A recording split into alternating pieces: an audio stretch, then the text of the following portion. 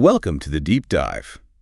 Right, we are just days away now from the Monaco Grand Prix. Yep, race 8 of the 2025 season. And the second European race back-to-back, straight after, well, a pretty interesting weekend in Imola. Absolutely. And Monaco, I mean, just the name itself, it brings those images straight to mind, doesn't it? Oh, totally. Racing literally inches from the barrier. Where, the tiniest slip up and that's your race. Done.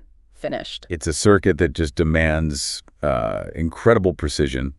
Driver skill is absolutely everything there. Yeah, it really puts the premium on the driver, maybe more than anywhere else. It's quite a contrast to tracks where, aero efficiency is the big thing. Exactly. And the stakes feel particularly high this year, wouldn't you say? The championship is so close. It really is. You've got Oscar Piastri leading, 146 points. But Lando Norris is right there on 133. And then Max Verstappen, coming off that Imola win, he's lurking, 124 points. It feels like any one of those three could genuinely be leading after this weekend. That Imola win for Verstappen, it really did tighten things up at the top. It certainly did. And what was interesting about that win wasn't just the points haul, but kind of how he did it. Right. He just seemed to squeeze every last drop of performance out of that car on a, let's say, more conventional track. Mm-hmm.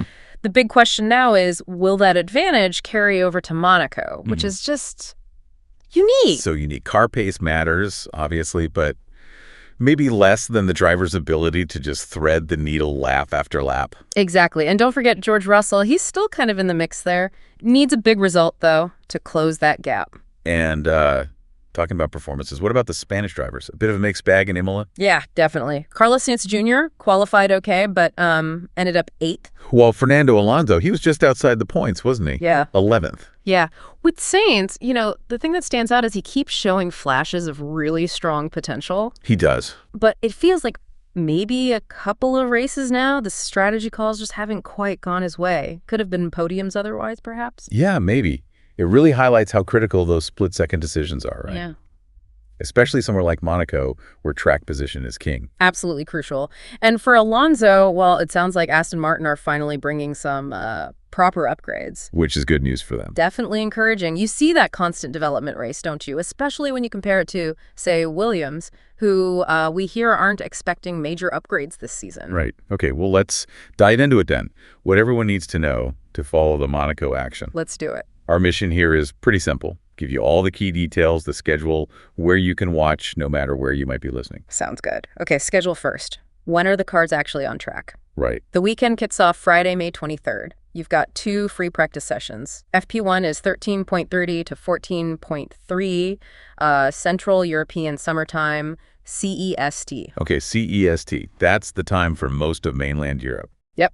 And then the free practice 2 is later that day, 17.00 to 18.000 CEST. Got it. So let's translate that. If you're in Portugal, that's 12.30 to 13.30 for FP1, and then 16.0 to 17.00 for FP2. Okay. Argentina, you're looking at 08.3 to 09.30 for the first one, and 12.000000. For our listeners in Chile and also the U.S. East Coast, that's SOVA 7.0 to 8.30 to 000 to 12.0. Colombia and Peru, you're on 06.3 to U0000 to 1100. And lastly, Mexico City, folks, an early start for you is 05.30 to 6.30 for FP1 and 09.00 to 10.00 for FP2. Absolutely. Free practice 3 runs 12.3 to 13.30 ZEST, and then the big one, qualifying, 16.0 to 17.00 CRNS. And we can't stress enough how important quali is in Monaco, right? Overtaking on Sunday is just notoriously tough. Extremely difficult. Your grid slot is massive there. Okay, so let's run through those Saturday times too. Portugal. SP3 is 11.3 to 12.30,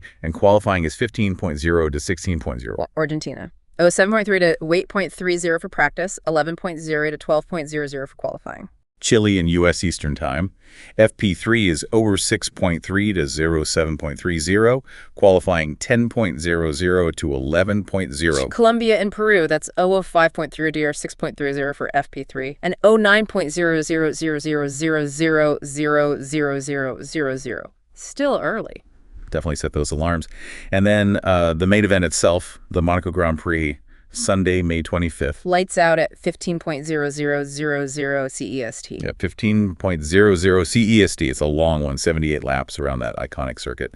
Very demanding. 78 laps. Okay, race start times then. Portugal, that's 14:00. Argentina, 10.00 a.m. start. Chile and the USA, 09:00 a.m. on the East Coast. Colombia and Peru, the race begins at 08:20 a.m. And for listeners in Mexico, it's a 07:00 a.m. start for the Grand Prix. Right. Now, the important bit, perhaps, how can you actually watch all this? Where to tune in? If you're listening from Spain, your main options are DAZN F1 and Movistar Plus. And you can also follow updates, live text, and commentary on various F1 blogs online, too. Good point. Okay, for listeners in Colombia and Peru, you'll want Star Action or ESPN. Mexico, FOX Sports Mexico is your go-to. Chile, you've got Star Action and FOX Sports Chile. Argentina, quite a few options. Star Action, ESPN, and FOX Argentina as well. And for our listeners over in the United States, it's ESPN carrying the coverage. Yeah. And there's one more really good option for, well, almost everyone we've listed, except Spain, actually. Ah, yes, the official one. Exactly. F1 TV Pro, the official streaming service. It's usually available in all those countries we mentioned, bar Spain. And it's a great service, isn't it? Live feed of all sessions, onboard cameras, tons of data. Really enhances the whole experience, yeah.